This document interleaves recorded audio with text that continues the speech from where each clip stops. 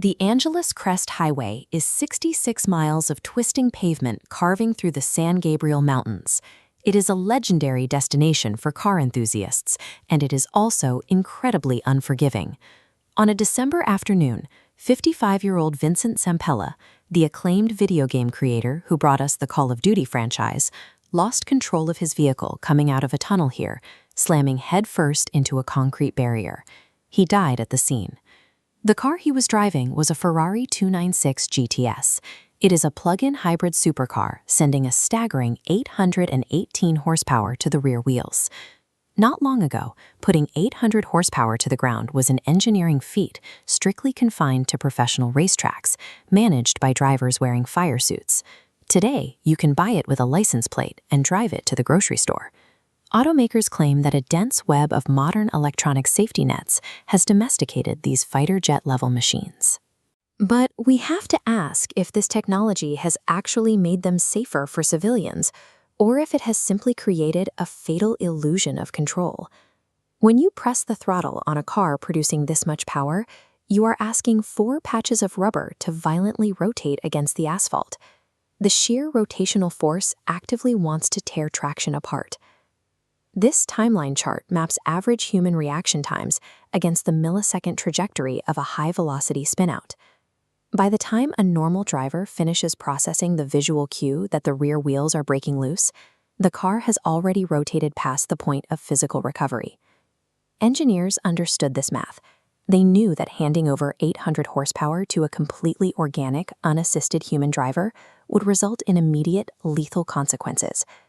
To sell these vehicles to the public, the modern supercar industry relies entirely on invisible code. Software steps in to bridge the gap between human limitation and catastrophic mechanical failure.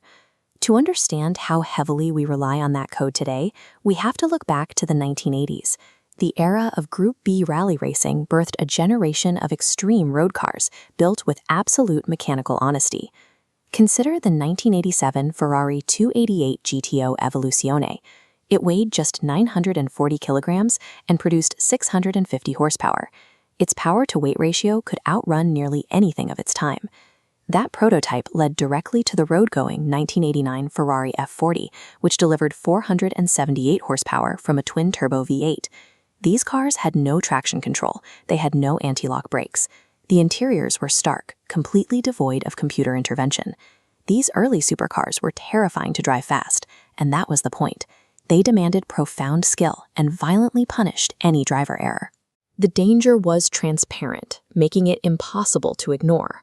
As the automotive arms race pushed outputs past 600, then 700, and now 800 horsepower, analog controls stopped being a viable option for street-legal cars. To manage this immense output, engineers developed active chassis technologies. Take heavy grand tours like the Bentley Continental GTS, which produces 680 metric horsepower. It uses an active all-wheel drive system, twin-valve dampers, and a 48-volt active anti-roll system to constantly manipulate the car's physical weight and power distribution through high-speed corners. Even multi-million-dollar vehicles designed specifically to feel raw, like the 710-horsepower Singer DLS Turbo, still rely on advanced 5-mode Bosch stability systems to keep them pointed straight. Look at this schematic.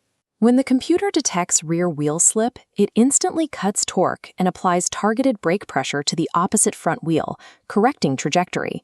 The driver isn't truly driving. They simply provide suggestions to a computer that manages the physics. The immense danger of an 800-horsepower engine hasn't been engineered out of existence. It has simply been masked by millions of lines of code, making a terrifying machine feel deceptively friendly. Recently, we've seen a philosophical pushback within the industry against these perfectly sanitized, digitized hypercars. The Ferrari 12-cylindry is the ultimate manifestation of this shift. It purposefully ditches heavy batteries and hybrid electric motors in favor of a raw, naturally aspirated V12 that revs to 9,500 RPM. It presents a strange paradox. The most elite buyers are now paying massive premiums to strip away the refinement and recapture the visceral, unassisted drama of legacy machines. The market actively wants its cars to feel intimidating again. It proves that absolute digital safety and seamless computer correction can strip away the emotional soul of driving. But whether you are chasing raw analog thrills or relying on layers of invisible digital safety nets, the tragic reality of the Angeles Crest Highway remains the same. There is an absolute limitation to modern engineering. Electronic stability control can manipulate brakes and cut engine power, but it cannot generate physical grip or traction has already been lost. Whether a driver is wrestling with a bare-bones F40 or trusting the hyper-advanced computers of a 296 GTS, the laws of physics become identical the exact moment the tires let go of the road.